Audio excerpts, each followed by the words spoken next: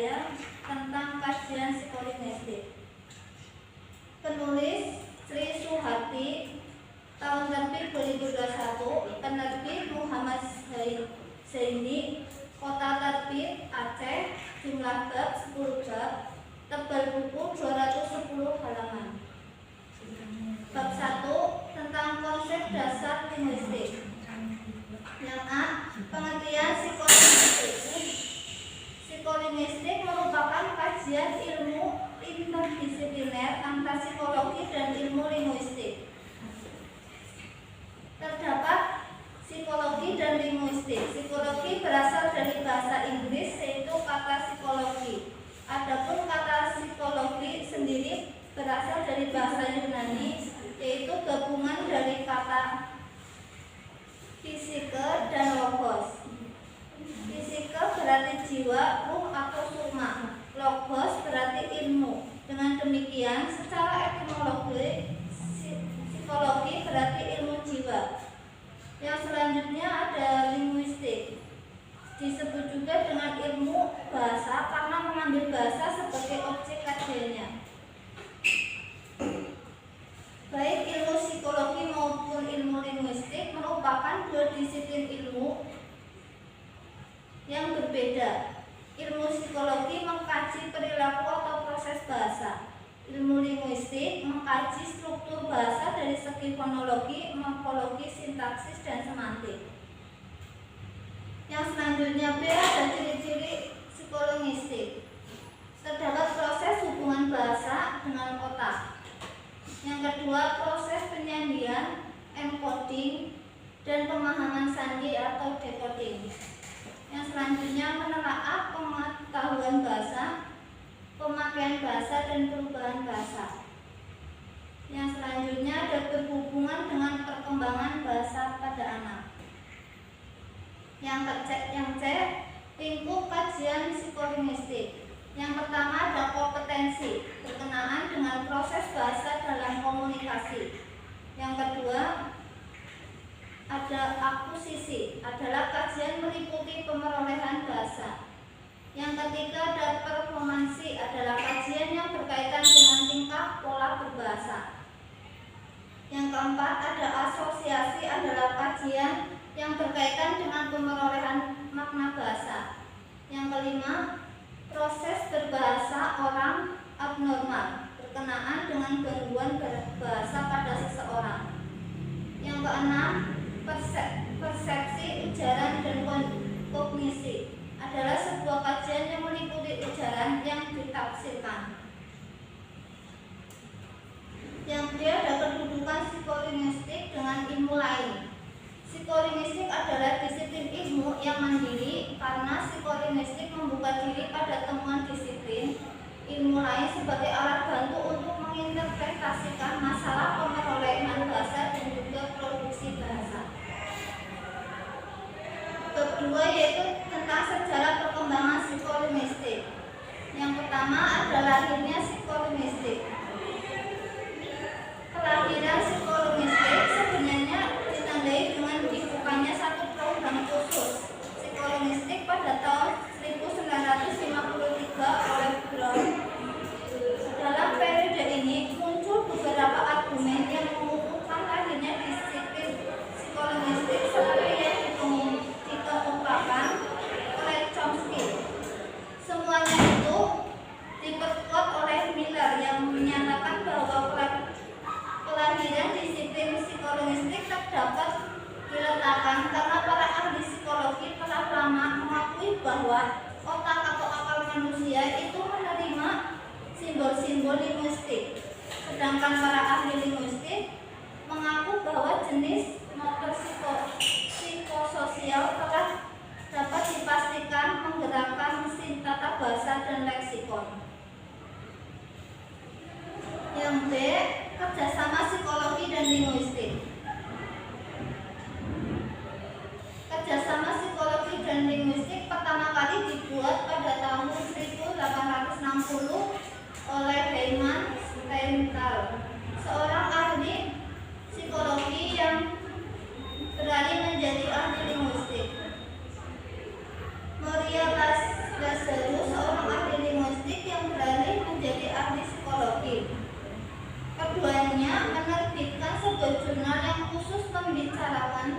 masalah psikologi bahasa dari sudut linguistik dan psikologi.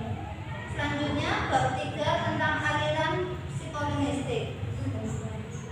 Yang pertama ada behaviorisme, yaitu memandang pemerolehan bahasa dipengaruhi oleh lingkungan.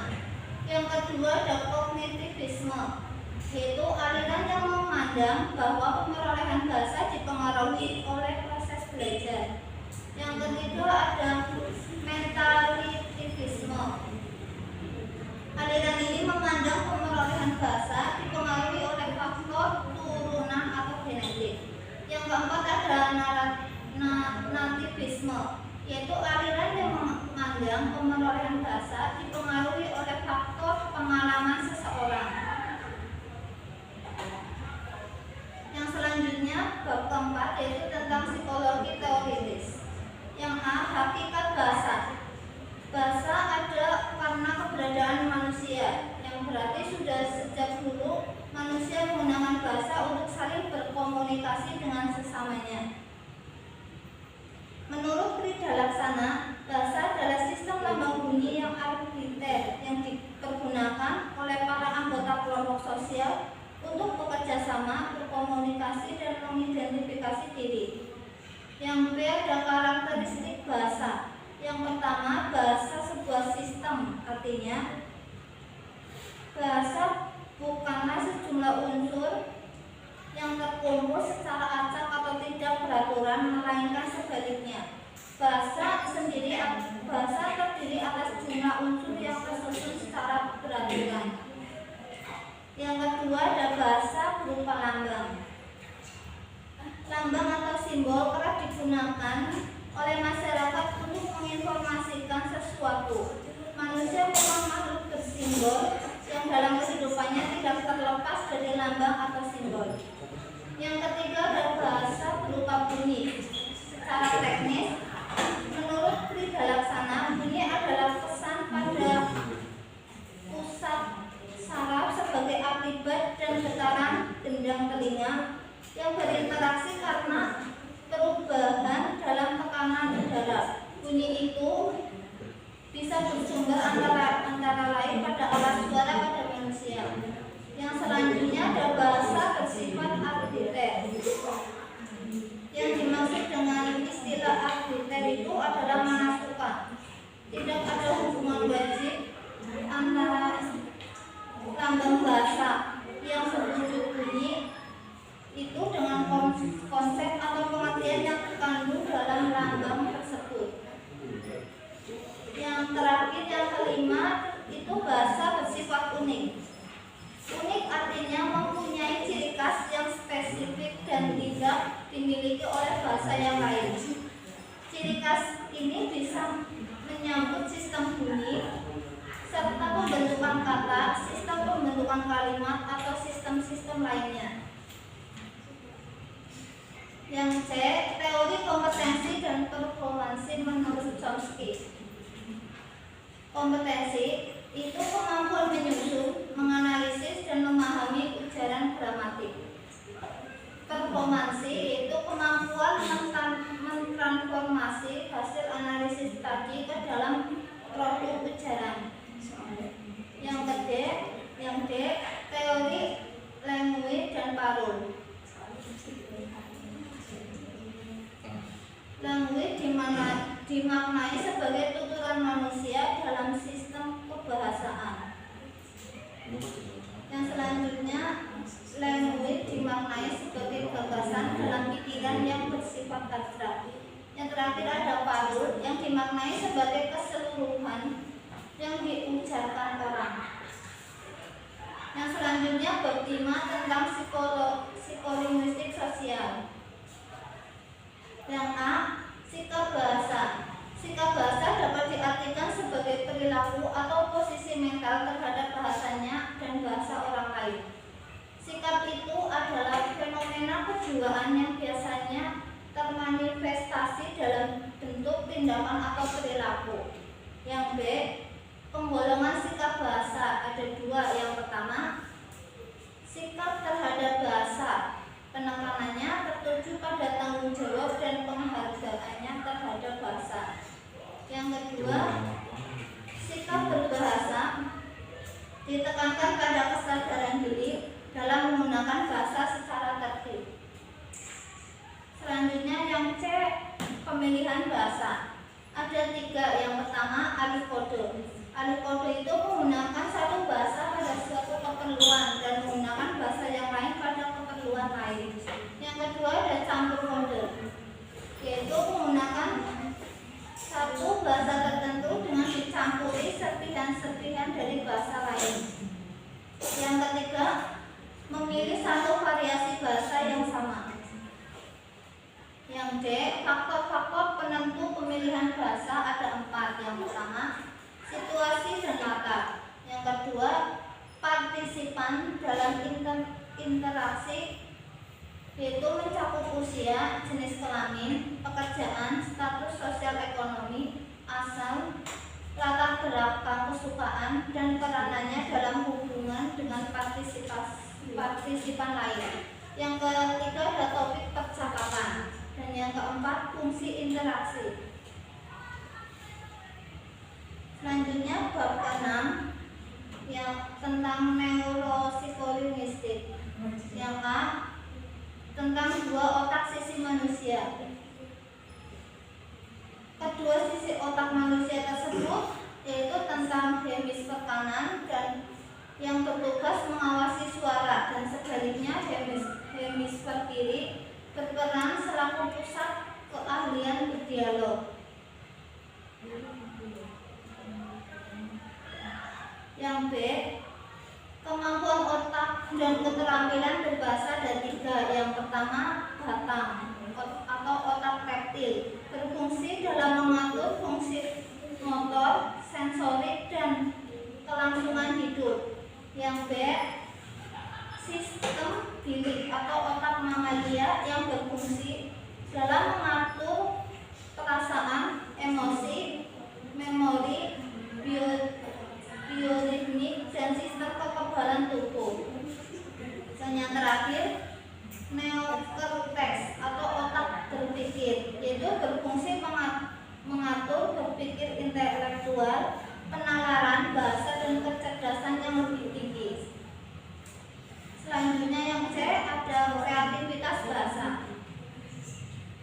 Kreativitas bahasa sudah menarik perhatian sebagai proses psikofisiologis di mana pesan, pikiran, perasaan, keinginan, dan pengalaman diekspresikan dalam tulisan menggunakan simbol grafis. Kreativitas adalah kemampuan menciptakan kombinasi baru dari hal-hal yang sudah ada sehingga tercipta sesuatu yang baru. Selanjutnya yang D, motivasi berbahasa dan gangguan berbahasa. Motivasi adalah sumber terpenting untuk kegiatan menulis seseorang. Gangguan berbahasa yang disebut lupa bahasa atau afasia dapat dibedakan. Yang pertama itu afasia motorik atau ekspresif, atau afasia Broca adalah penyakit yang tak terlukiskan. Dan yang B, afasia sensorik adalah hilangnya bidang wernik, menyebabkan hilangnya pemahaman bahasa lisan dan tulisan. Tetapi ada gangguan bicara bahkan jika orang lain tidak memahaminya. Yang selanjutnya bab ke-7 tentang psikolinguistik perkembangan. Yang A, hakikat pemerolehan bahasa pada anak. Kipaski menyatakan pemerolehan bahasa adalah proses yang digunakan oleh anak-anak untuk menyesuaikan serangkaian hipotesis dengan ucapan orang tuanya hingga anak mampu memilih kaidah tata bahasa yang paling baik dan paling sederhana dari bahasa yang bersangkutan. Selanjutnya yang B, ada ragam pemerolehan bahasa pada anak. Menurut Julia tahun 2013 dan Tarigan 2011 menyatakan ragam atau jenis pemerolehan bahasa dapat ditinjau dari berbagai sudut pandang, antara lain dari bentuk, keaslian, keserentakkan atau keberuntutan, urutan berdasarkan jumlah, dan yang terakhir berdasarkan media. Yang C ada strategi pemerolehan bahasa. Bahasa pertama yaitu meniru atau imitasi. Imitasi terjadi ketika anak menggunakan sesuatu yang sama seperti yang dikatakan orang lain. Yang selanjutnya ada produktivitas. Dimaksudkan keefektifan dan keefisienan seseorang dalam pemerolehan bahasa dengan menggunakan sarana komunikasi linguistik dan non-linguistik, misalnya mimik, gerak, isyarat, suara, dan lain sebagainya. Yang selanjutnya ada umpan balik. Strategi ini maksudnya pemerolehan bahasa diperoleh dengan adanya umpan balik antara strategi produksi ujaran atau ucapan yang dengan responsif. Yang terakhir ada prinsip operasi. Dalam strategi ini anak dikenalkan dengan pedoman, misalnya penggunaan prinsip operasi umum untuk memikirkan serta menggunakan bahasa. Yang selanjutnya itu ada bahasa kedua. Yang pertama monitoring.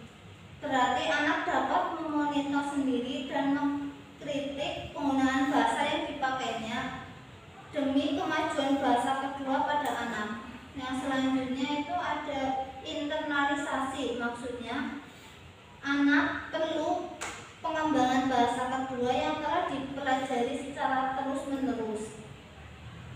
Yang selanjutnya ada strategi perencanaan dan belajar secara positif. Yang keempat, eksperimental. Berarti anak melakukan upaya untuk terus mencoba agar terjadi peningkatan belajar bahasa anak. Yang terakhir, yang semantik.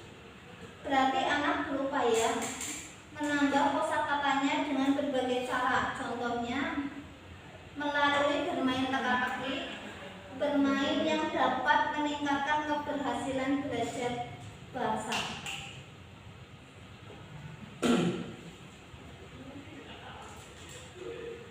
Yang selanjutnya yang D, hakikat perkembangan bahasa anak.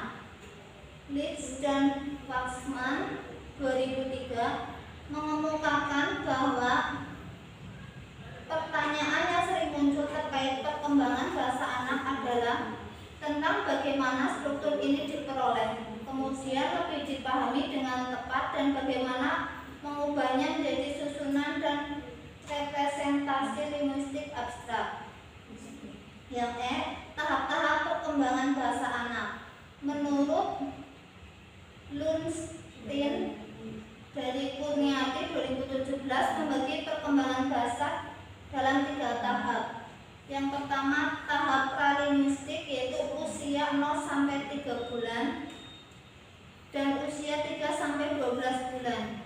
Yang kedua tahap protolinguistik, usia 12 bulan sampai 2 tahun. Yang ketiga tahap linguistik, yaitu usia 2 sampai 6 tahun. Yang selanjutnya bab 8 tentang psikolinguistik pendidikan. A. Peranan bahasa dalam pengajaran membaca. Dalam pembelajaran, bahasa memiliki peran sebagai motor penggerak bagi siswa dalam belajar. Sedangkan bagi guru, bahasa merupakan sebagai media penyampai pembelajaran sebagai standar kemampuan minimal bisa dicapai sesuai tujuan pembelajaran yang ditetapkan menurut Wicaksono tahun 2016. Yang B, pengajaran keterampilan berbahasa. Keterampilan berbahasa di sekolah menekankan pada 4 aspek. Yang pertama menyimak, yaitu proses mendengarkan dengan penuh pemahaman, apresiasi dan evaluasi. Yang selanjutnya berbicara, proses penyampaian informasi secara lisan. Yang selanjutnya ada membaca,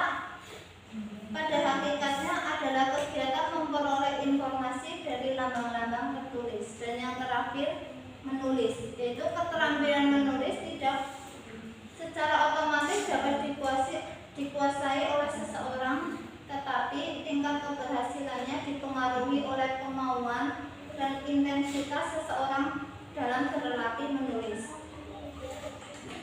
Yang C itu psikolinguistik dalam pembelajaran bahasa. Dengan memahami psikolinguistik, guru dapat melihat, menelaah, dan mengevaluasi proses yang terjadi dalam diri siswa ketika belajar bahasa, sehingga apabila dalam prosesnya terjadi suatu kesalahan, guru dapat mengamatinya melalui ilmu psikologi dalam 3 ranah, yaitu kognitif, psikomotorik, dan afektif. Yang selanjutnya bab 9 tentang psikolinguistik eksperimental. Yang A, definisi analisis kesalahan bahasa dan jenis kesalahannya. Diketahui bahwa proses terjadinya kesalahan berbahasa berhubungan erat dengan proses belajar bahasa. Kesalahan berbahasa merupakan gejala yang intern atau suatu yang tidak bisa lepas dengan proses belajar bahasa. Jenis-jenis kesalahan berbahasa adalah lapse, error, dan mistake. Yang B, tahap analisis kesalahan berbahasa. Analisis kesalahan adalah suatu teknik untuk mengidentifikasi, mengklarifikasi, dan menginterpretasi secara sistematis kesalahan-kesalahan yang dibuat oleh pembelajar yang sedang belajar bahasa asing atau bahasa kedua dengan menggunakan teori-teori prosedur-prosedur linguistik. Yang C, penggunaan bahasa perspektif pragmatik. Pragmatik merupakan salah satu bidang ilmu linguistik yang mempunyai peranan cukup penting di dalam komunikasi. Menurut Leeds tahun 1983 halaman 1, secara lebih tegas menyatakan bahwa tidak akan benar-benar mengerti sifat hakiki bahasa itu sendiri bila kita tidak mengerti pragmatik, yaitu penggunaan di dalam komunikasi. Yang D itu kesantunan berbahasa dalam perspektif pragmatik. Kesantunan berbahasa merupakan salah satu kajian dari ilmu pragmatik. Jika seseorang membahas mengenai kesantunan berbahasa, berarti pula membicarakan pragmatik. Bahasa merupakan cermin kepribadian seseorang. Bahkan bahasa merupakan cermin kepribadian bangsa. Artinya melalui bahasa yang digunakan seseorang atau suatu bangsa dapat diketahui kepribadiannya. Yang terakhir yaitu bab 10 tentang psikolinguistik serapan. Yang A, hakikat psikologi bahasa. Dalam psikologi bahasa, yang menjadi dasar pemikiran adalah adanya hubungan antara ilmu psikologi dengan bahasa. Psikologi bahasa menitik beratkan pembahasan mengenai hakikat bahasa. Bagaimana cara bahasa dapat diperoleh, bagaimana bahasa dapat bekerja, dan bagaimana bahasa itu dapat berkembang. Yang B ada kedwibahasaan. Kedwibahasaan terdiri dari 2 kata dasar, yaitu dwi dan bahasa. Artinya ada 2 bahasa yang mampu digunakan oleh suatu individu atau komunitas. Yang C ada pembelajaran bahasa asing. Pembelajaran bahasa yang seperti ini memerlukan guru yang akan membimbing pembelajar dalam mempelajari bahasa tersebut. Ketika belajar bahasa asing memiliki tujuan yang beragam, maka dibutuhkan metode atau strategi yang memungkinkan guru untuk mengajar dengan efektif. Sekian presentasi dari saya, kurang lebihnya mohon maaf. Silakan yang ada yang mau ditanyakan.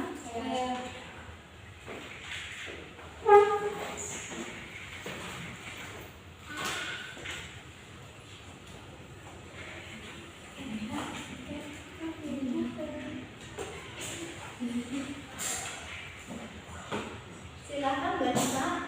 Saya dikonfirmasi Kartika Bias dengan tim ahli 05 izin bertanya kepada Mbak Dwi Astuti. Pertanyaannya yaitu sebutkan dan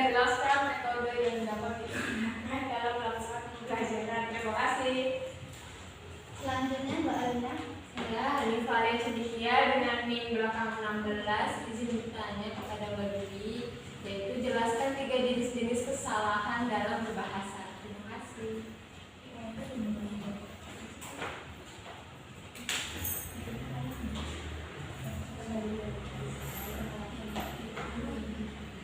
Saya akan menjawab pertanyaan dari Mbak Diva, yaitu pertanyaannya, sebutkan dan jelaskan metode yang dapat digunakan dalam melakukan pembelajaran.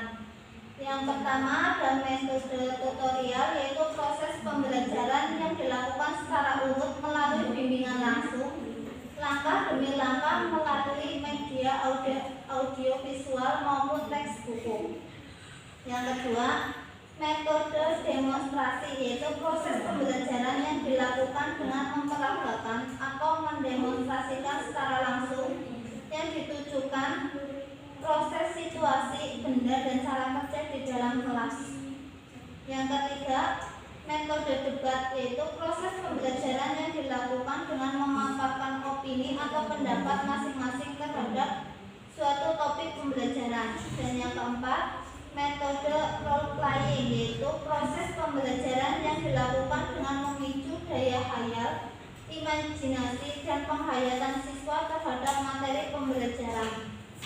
Dan yang terakhir, metode problem solving, yaitu proses pembelajaran yang dilakukan dengan memberikan permasalahan yang harus diselesaikan tentang materi pembelajaran.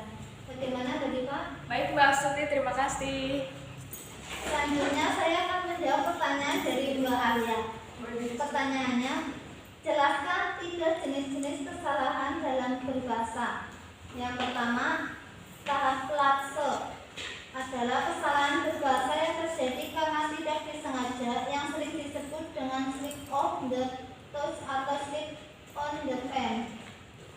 Yang kedua ada error, adalah kesalahan berbahasa yang terjadi karena pembicaraan atau penulis belum memahami sistem bahasa yang digunakannya. Yang ketiga ada mistake, adalah kesalahan berbahasa yang terjadi karena pembicaraan atau penulis tidak dapat menggunakan ungkapan atau kata pada situasi yang tepat. Dalam mistake, pembicara atau penulis sudah menguasai sistem bahasa yang digunakannya, tetapi karena hal-hal tertentu, pembicara atau penulis lupa akan sistem bahasa tersebut. Bagaimana Mbak Alia? Baik Mbak Dwi, terima kasih. Sekian presentasi dari saya, kurang lebihnya mohon maaf. Wassalamualaikum warahmatullahi wabarakatuh.